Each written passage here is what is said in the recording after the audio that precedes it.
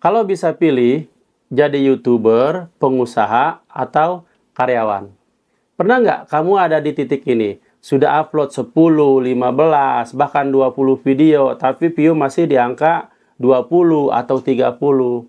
Subscriber nambahnya pelan banget. Kadang sampai muncul pertanyaan yang agak menakutkan di kepala. Sebenarnya saya ini lagi bangun masa depan atau cuma buang waktu? Di luar sana, orang bilang kalau mau hidup stabil jadi karyawan. Kalau mau punya uang lebih jadi pengusaha. Tapi anehnya ada satu jalur lagi yang kelihatannya bebas tapi juga paling bikin orang ragu, yaitu jadi YouTuber. Sekarang coba saya tanya sesuatu yang mungkin belum pernah kamu pikirkan dengan serius. Kalau suatu hari nanti kamu benar-benar harus memilih jadi YouTuber, pengusaha, atau karyawan, mana yang kamu pilih? Kedengarannya seperti pertanyaan karir biasa, tapi buat orang yang lagi bangun channel dari nol, ini sebenarnya pertanyaan yang jauh lebih dalam. Karena banyak kreator gagal di YouTube bukan karena mereka kurang pintar, bukan karena algoritma jahat, tapi karena mereka masuk ke dunia YouTube dengan cara berpikir yang salah. Di video ini, saya bakal bongkar sesuatu yang jarang dibahas secara jujur. Setelah bertahun-tahun ngulik YouTube, ngebangun channel, gagal, eksperimen, sampai akhirnya ngerti pola permainan ini, saya sadar satu hal penting. YouTube itu sebenarnya bukan sekedar platform upload video. YouTube itu persilangan antara dunia pengusaha dan dunia karyawan. Kalau kamu cuma punya mental salah satunya, biasanya channel kamu akan jalan di tempat. Jadi, video ini kita bakal bedah bareng-bareng. Gimana sebenarnya cara berpikir kreator yang channelnya bisa tumbuh dari nol sampai dengan meningkat. Sistem kerja channel yang sering tidak disadari kreator kecil. Dan langkah nyata yang bisa langsung kamu pakai. Supaya channel kamu nggak cuma sekedar upload, tapi benar-benar berkembang. Kalau selama ini kamu merasa bingung, kenapa channel kamu nggak maju-maju? Kemungkinan besar jawabannya ada di cara berpikir yang akan kita bahas di video ini. Tapi sebelum kita masuk lebih dalam, saya penasaran dulu. Kamu yang lagi nonton video ini, ya, sekarang nonton dari kota mana? Tulis di kolom komentar. Saya pengen lihat seberapa luas komunitas kreator kecil di channel ini. Siapa tahu ternyata ada yang nonton dari kota yang sama. Atau bahkan dari negara yang berbeda. Kadang dari satu komentar sederhana. Kita sadar ternyata kita nggak sendirian lagi berjuang di perjalanan YouTube ini. Sekarang kita masuk ke pertanyaan yang lebih mendalam. Kenapa banyak orang yang semangat banget bikin channel di awal, tapi beberapa bulan kemudian mereka menghilang? Channelnya masih ada, videonya masih ada, tapi kreatornya sudah tidak muncul lagi. Jawabannya bukan karena mereka nggak punya potensi. Kebanyakan justru karena mereka masuk ke dunia YouTube dengan mental yang salah.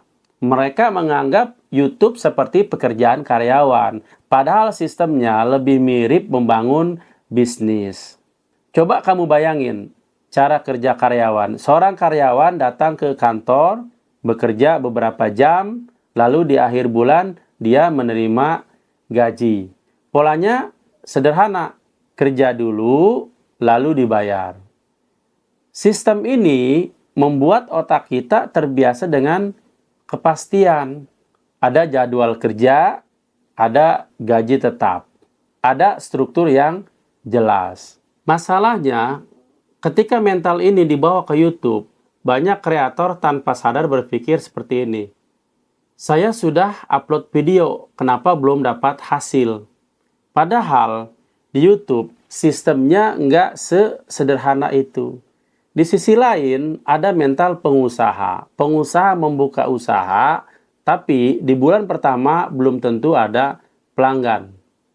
Bahkan seringkali beberapa bulan pertama hanya keluar modal dan tenaga. Mereka harus sabar membangun sistem, memperbaiki produk, mencari cara supaya orang mulai datang. Pengusaha nggak langsung berharap hasil instan. Mereka tahu bahwa yang sedang mereka bangun adalah aset jangka panjang. Dan kalau kamu perhatikan pola ini jauh lebih mirip dengan cara kerja YouTube. Nah, disinilah letak kesalahan besar banyak kreator pemula. Mereka masuk ke YouTube dengan mental karyawan. Padahal YouTube menuntut mental pengusaha. Mereka upload 1 video, 2 video, 10 video, lalu berharap views langsung naik. Ketika itu nggak terjadi, mereka mulai berpikir, algoritma tidak adil. Padahal mereka baru saja membuka warung digital mereka dan berharap warung itu langsung penuh pembeli di hari pertama. Saya kasih analogi pertama supaya lebih kebayang. Bayangkan, kamu membuka warung kopi kecil di pinggir jalan. Hari pertama buka mungkin cuma 1, 2 orang yang datang. Hari kedua mungkin masih sepi. Tapi kamu terus memperbaiki rasa kopi, memperbaiki tempatnya, membuat orang nyaman. Lama-lama pelanggan mulai datang. Setelah beberapa bulan, warung itu mulai dikenal. YouTube bekerja dengan cara yang hampir sama. Video pertama kamu adalah warung pertama kamu. Sekarang kita masuk ke mekanisme yang sering tidak dipahami kreator kecil. Cara algoritma membaca channel. Banyak orang mengira algoritma YouTube itu seperti juri yang langsung menilai apakah video kamu bagus atau tidak. Padahal kenyataannya lebih seperti sistem eksperimen. Ketika kamu upload video, YouTube akan mencoba menunjukkannya ke sebagian kecil penonton. Dari situ, sistem melihat apakah orang tertarik klik, apakah mereka menonton cukup lama, dan apakah mereka bereaksi di dunia YouTube. Ada 3 sinyal dasar yang sangat penting. Yang pertama adalah klik, yang biasanya dipengaruhi judul dan thumbnail. Kalau orang tidak tertarik klik, video bagus sekalipun tidak akan ditonton. Yang kedua adalah retention, yaitu berapa lama orang bertahan di video kamu. Kalau penonton keluar di menit pertama, algoritma akan menganggap video itu tidak menarik. Dan yang ketiga adalah interaksi, seperti komentar atau share. Banyak kreator kecil fokus pada satu hal. Upload sebanyak mungkin. Mereka berpikir semakin banyak video, semakin besar peluang sukses. Padahal tanpa memperhatikan 3 sinyal tadi. Upload yang banyak hanya seperti membuka warung dengan menu tidak pernah diperbaiki. Orang datang sekali, lalu tidak pernah kembali. Inilah kenapa sebagian channel punya ratusan video tapi tetap tidak berkembang. Saya pernah melihat kasus kreator kecil yang awalnya stuck di 50 subscriber selama hampir 1 tahun. Dia upload video secara konsisten, tapi views selalu di bawah 100. Masalahnya bukan pada niatnya, tapi pada sistemnya. Dia tidak pernah menganalisis kenapa orang tidak klik videonya. Judulnya biasa saja, thumbnailnya tidak menarik, dan opening videonya juga terlalu lama. Setelah dia mulai memperbaiki 3 hal sederhana tadi, salah satu videonya tiba-tiba tembus ribuan view. Dari situ dia sadar satu hal penting. YouTube bukan soal siapa yang paling cepat upload, tapi siapa yang paling cepat belajar dari datanya sendiri. Kreator yang berkembang bukan tidak pernah gagal, justru sebaliknya. Mereka adalah orang yang gagal berkali-kali. Tapi setiap kegagalan dijadikan bahan analisis untuk video berikutnya. Sekarang saya kasih contoh proyek sederhana yang bisa dilakukan kreator pemula. Misalnya, kamu ingin membuat channel tentang pengembangan diri. Jangan langsung membuat video acak tentang semua topik. Pilih salah satu tema kecil dulu, misalnya kebiasaan pagi produktif. Lalu buat seri video dari tema itu. Video pertama bisa tentang kesalahan kebiasaan pagi. Video kedua tentang rutinitas pagi sederhana. Video ketiga tentang cara bangun pagi tanpa alarm. Dengan cara ini, channel kamu mulai terlihat memiliki arah. Penonton yang suka topik itu kemungkinan akan menonton lebih dari satu video. Algoritma juga mulai melihat bahwa channel kamu konsisten dalam satu tema. Ini seperti warung yang jelas menjual apa. Kalau warung ini jual kopi, besok jual mie ayam, besoknya lagi jual pulsa, orang akan bingung. Sebenarnya warung itu fokusnya apa? Ada satu hal lagi yang sering tidak disadari kreator kecil. Channel YouTube-nya sebenarnya adalah kumpulan aset video, bukan sekedar kumpulan upload. Setiap video adalah satu pintu masuk baru untuk orang menemukan channel kamu. Mungkin video pertama kamu hanya ditonton 20 orang, tapi video ketiga 30. Bisa saja tiba-tiba meledak dan membawa ribuan orang ke channel kamu. Inilah kenapa konsistensi sangat penting dalam permainan jangka panjang ini. Banyak kreator berhenti tepat sebelum momen itu datang. Mereka merasa tidak ada progres, padahal sebenarnya mereka sedang berada di fase membangun fondasi. Ini seperti orang berhenti menggali sumur karena belum menemukan air. Kedalamannya 8 meter, padahal airnya ada di kedalaman 10 meter. 2 meter lagi sebenarnya sudah cukup, tapi mereka sudah terlanjur menyerah. Jadi, kalau sekarang channel kamu masih kecil, view-nya masih sepi, subscriber belum banyak, jangan langsung menyimpulkan bahwa kamu tidak berbakat. Bisa jadi yang kamu perlu perbaiki bukan semangat kamu, tapi sistem kerja channel kamu. Cara kamu memilih ide, cara kamu membuat judul, cara kamu membangun cerita di video. Hal-hal kecil ini kalau diperbaiki sedikit demi sedikit bisa mengubah arah channel kamu secara drastis. Sekarang coba kamu jujur sama diri sendiri sebentar. Selama ini ketika video kamu tidak perform, apa yang kamu lakukan? Apakah kamu langsung menyalahkan algoritma? Atau kamu benar-benar mencoba memahami kenapa orang tidak klik? Kenapa mereka tidak bertahan menonton?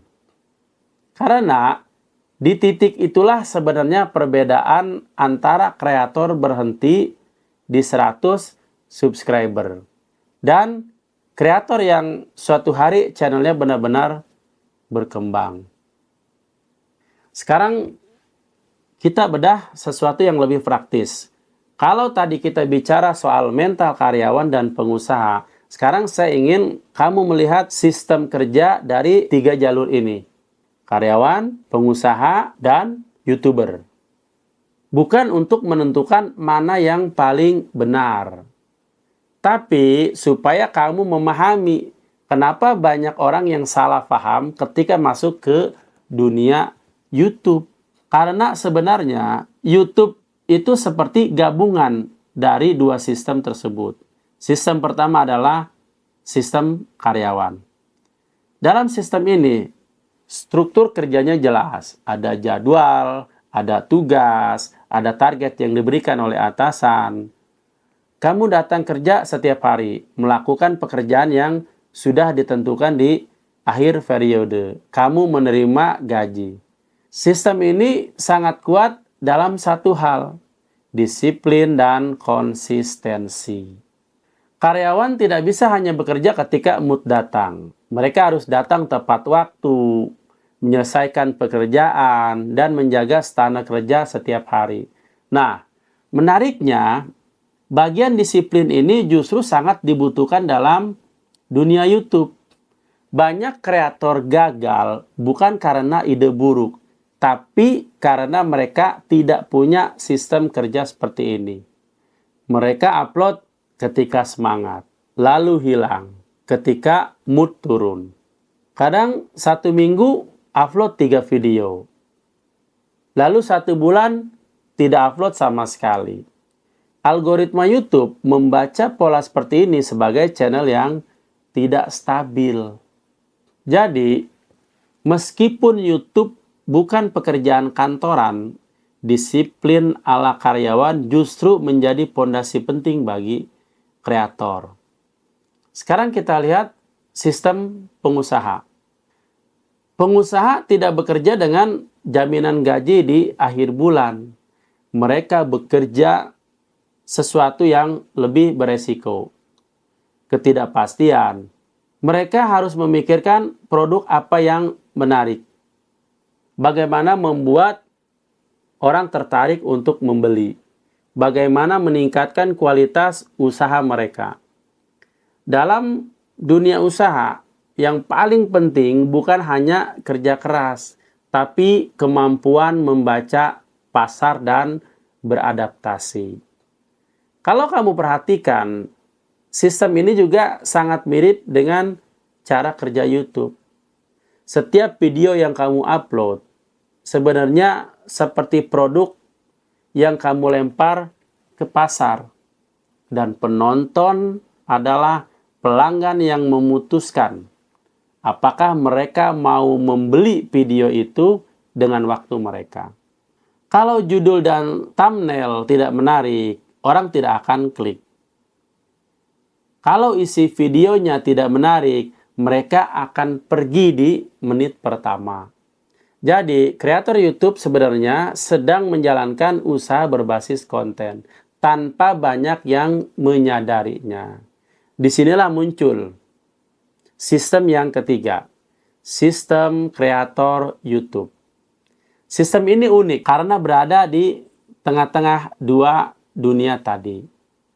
Seorang kreator harus punya disiplin seperti karyawan agar channelnya konsisten dan berkembang. Tapi di saat yang sama, dia juga harus punya cara berpikir seperti pengusaha agar bisa memahami apa yang diinginkan penonton. Tanpa dua hal ini, channel akan berjalan tanpa arah yang jelas. Sekarang saya kasih contoh sederhana supaya kamu bisa menerapkan langsung. Bayangkan, kamu sedang membangun channel tentang belajar skill baru. Gunakan disiplin ala karyawan untuk membuat rutinitas produksi konten. Misalnya, setiap 3 hari sekali kamu membuat 1 video. Hari pertama, riset ide. Hari kedua, produksi. Hari ketiga, editing dan upload. Dengan pola seperti ini, channel kamu memiliki ritme kerja yang stabil.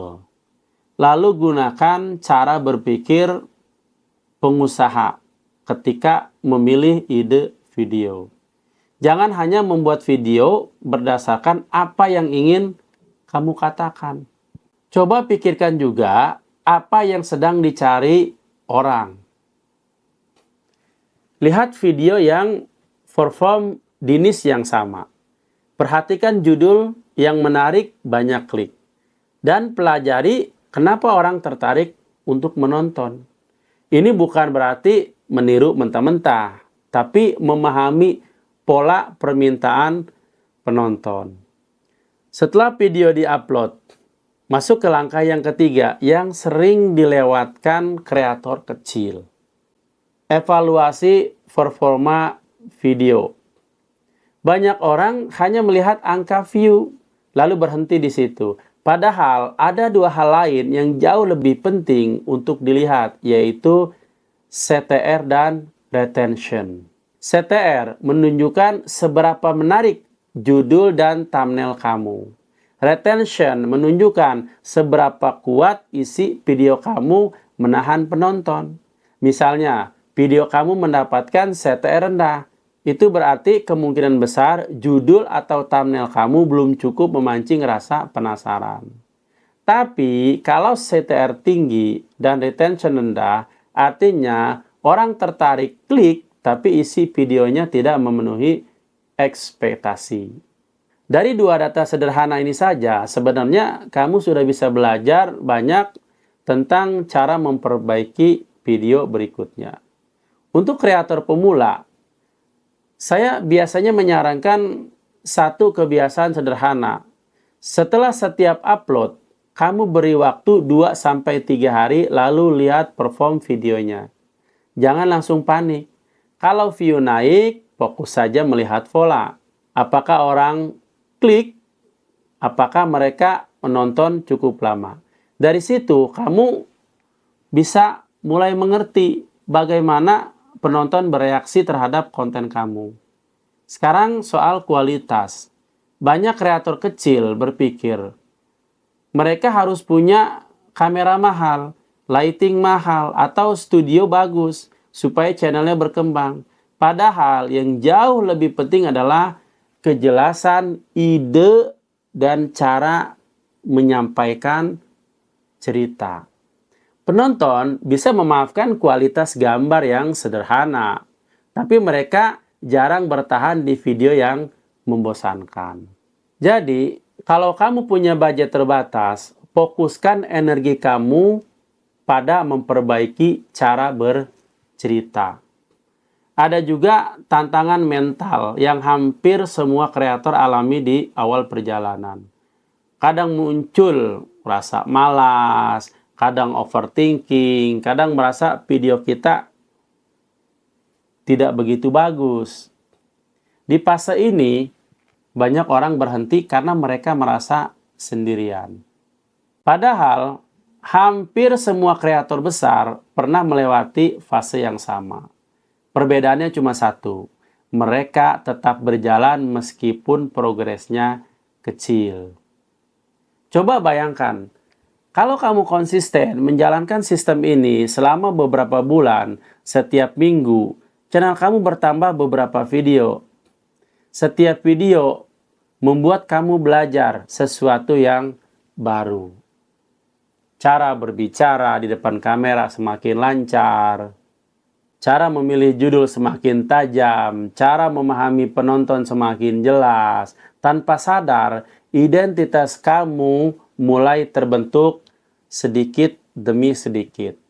Dan ketika identitas itu mulai terlihat, sesuatu yang menarik biasanya terjadi.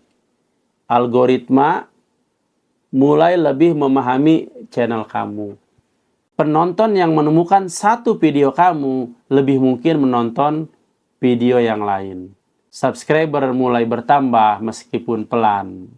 Tapi yang paling penting bukan angka itu.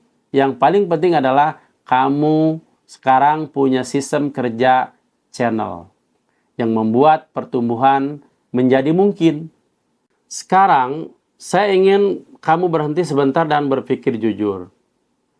Kalau channel kamu sekarang belum berkembang, kemungkinan besar bukan karena kamu kurang berbakat. Bisa jadi kamu hanya belum memiliki sistem seperti yang kita bahas tadi. Jadi, pertanyaannya bukan lagi kenapa channel saya nggak berkembang, tapi lebih dalam dari itu. Apakah saya sudah benar-benar memperlakukan channel ini seperti sesuatu yang sedang saya bangun dengan serius? Kalau kamu perhatikan dari pembahasan tadi, sebenarnya kita sudah mulai melihat pola besar yang sering tidak disadari kreator kecil.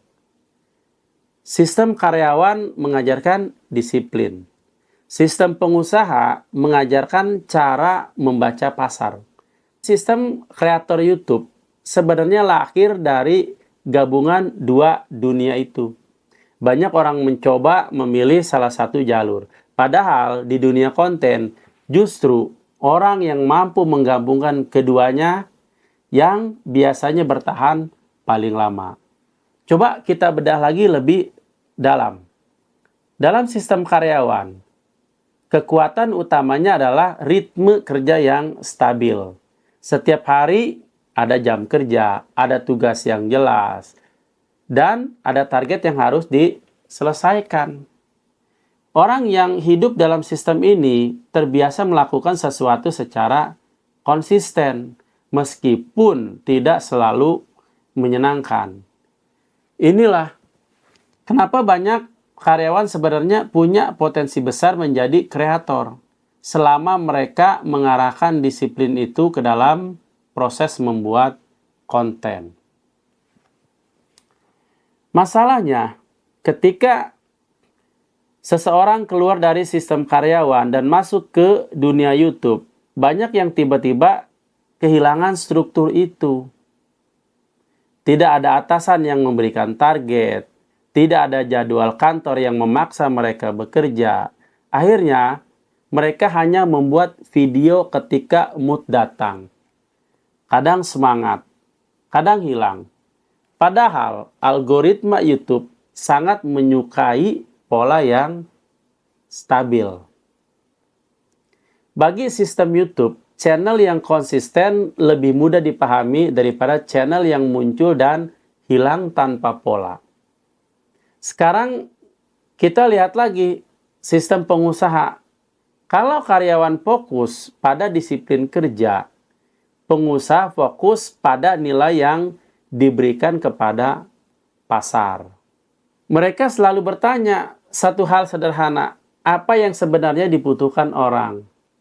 Mereka tidak hanya membuat produk berdasarkan keinginan pribadi, tapi juga berdasarkan permintaan yang nyata. Disinilah banyak kreator kecil tanpa sadar membuat kesalahan yang sama, seperti pengusaha yang gagal.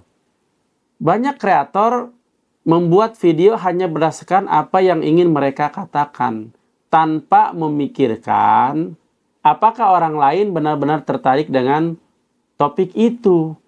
Akibatnya, video terasa seperti monolog yang panjang, bukan sesuatu yang benar-benar dicari penonton. Seorang pengusaha yang cerdas selalu mengamati perilaku pelanggan. Kreator YouTube yang berkembang melakukan hal yang sama. Mereka memperhatikan video mana yang menarik perhatian, judul mana yang membuat orang klik, dan cerita seperti apa yang membuat orang bertahan untuk menonton. Nah, di titik inilah sistem kreator YouTube mulai terlihat jelas. Kreator yang serius memperlakukan channelnya seperti laboratorium eksperimen. Setiap video adalah percobaan kecil. Judul berbeda, cara membuka video berbeda, gaya bercerita juga berbeda. Dari situ mereka melihat respon penonton, lalu memperbaiki pendekatan mereka di video berikutnya.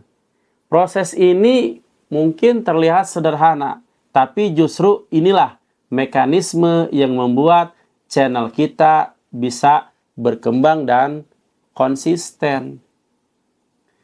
Sekarang saya kasih gambaran nyata supaya kamu bisa melihat perbedaan dengan jelas. Bayangkan, ada 3 orang yang ingin membangun channel YouTube.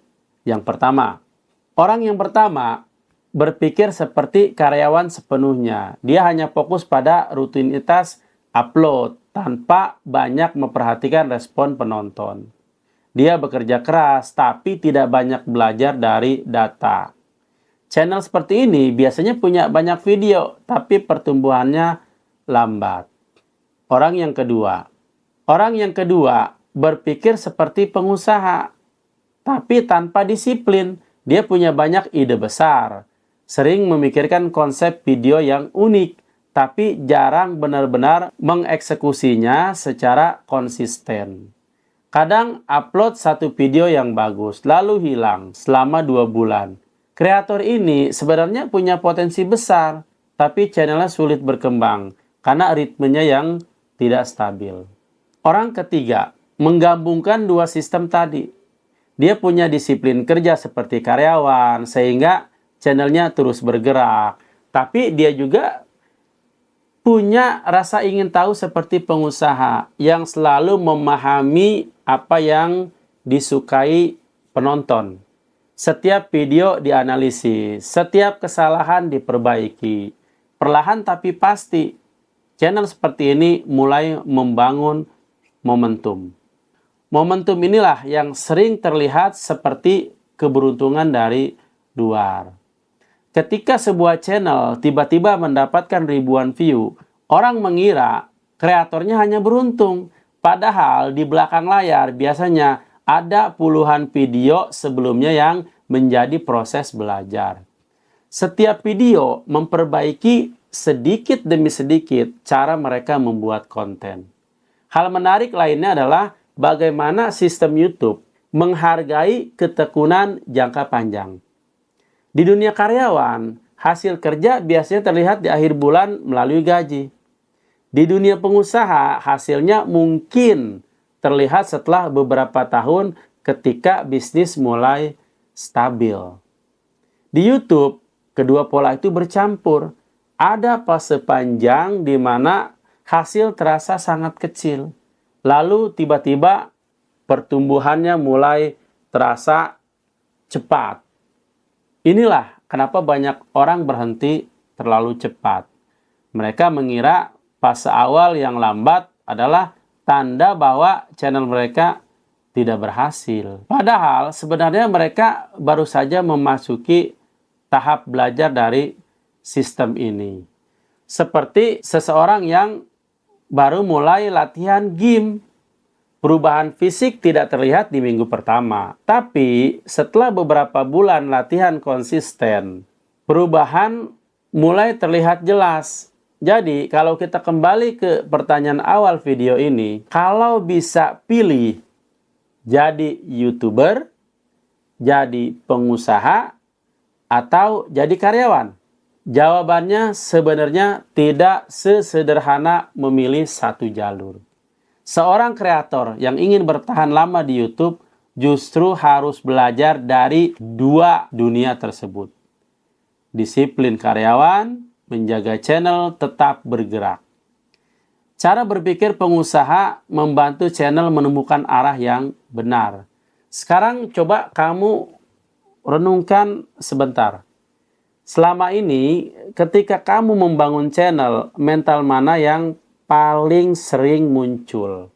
Apakah kamu hanya berharap hasil cepat, seperti karyawan yang menunggu gaji, atau kamu benar-benar memperlakukan channel ini seperti sesuatu yang sedang kamu bangun perlahan?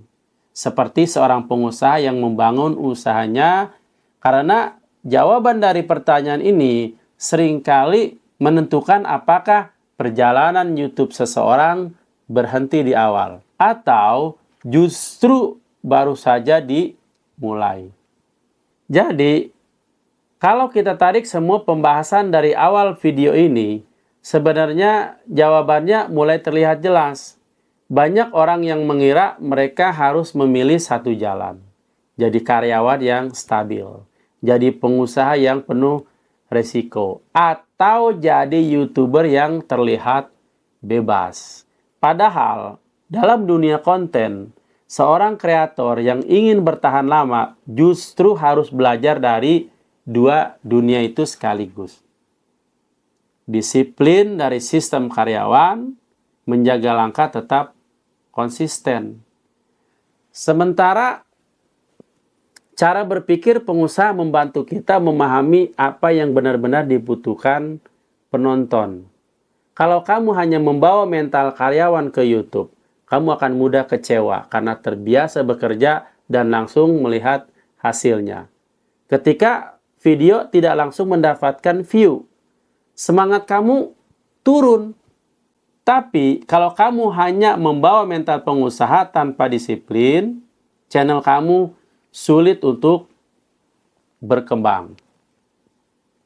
Ide mungkin banyak, konsep menarik, tapi tanpa ritme kerja yang stabil. Semua itu hanya akan berhenti di rencana. Disitulah sebenarnya identitas kreator YouTube mulai terbentuk. Kreator yang berkembang bukan orang yang selalu viral. Bukan juga orang yang selalu punya ide paling cerdas. Mereka adalah orang yang setiap minggu selalu bergerak. Mereka belajar dari data videonya. Mereka memperbaiki judulnya, memperbaiki cara bercerita, dan perlahan membangun kumpulan video yang menjadi fondasi channel mereka. Dari luar mungkin terlihat lambat, tapi dari dalam sebenarnya mereka sedang membangun sesuatu yang jauh lebih kuat. Sekarang saya ingin kamu bertanya jujur ke diri sendiri. Channel yang sedang kamu bangun hari ini, apakah benar-benar kamu perlakukan seperti sesuatu yang penting? Atau sebenarnya masih seperti eksperimen yang kamu jalankan hanya ketika ada waktu? Pertanyaan ini mungkin terdengar sederhana, tapi jawabannya sering menentukan arah perjalanan seorang kreator. Dan pada akhirnya, pertumbuhan channel bukan soal keberuntungan, bukan juga soal algoritma semata. Pertumbuhan channel adalah hasil dari sistem yang kamu bangun setiap hari. Sistem bagaimana kamu memilih ide, bagaimana kamu membuat video, bagaimana kamu belajar dari kesalahan, dan bagaimana kamu tetap berjalan, bahkan ketika hasilnya belum terlihat besar. Jadi, kalau suatu hari ada orang yang bertanya ke kamu, lebih baik jadi YouTuber, pengusaha, atau karyawan? Mungkin jawabannya bukan memilih salah satu, tapi memahami bahwa perjalanan menjadi kreator sebenarnya adalah latihan untuk menggabungkan keduanya. Disiplin untuk terus bergerak, keberanian untuk terus belajar dari pasar. Dan sekarang saya ingin tahu sesuatu dari kamu yang lagi nonton video ini. Kamu sedang berada di tahap mana dalam perjalanan YouTube? Baru mulai upload video pertama, atau sudah lama upload tapi channelnya belum berkembang? Tulis di kolom komentar pengalaman kamu sebagai kreator kecil. Kadang dengan berbagi cerita, kita sadar bahwa perjalanan ini tidak kita jalani sendirian. Ingat satu hal terakhir, YouTube bukan permainan siapa yang paling cepat viral. YouTube adalah permainan siapa yang paling lama bertahan sambil terus belajar. Dan kalau kamu masih di sini, masih belajar, masih mencoba memperbaiki channel kamu sedikit demi sedikit, kemungkinan besar perjalanan kamu sebenarnya baru saja dimulai. Terima kasih sudah menonton. Sampai jumpa di video berikutnya. Salam.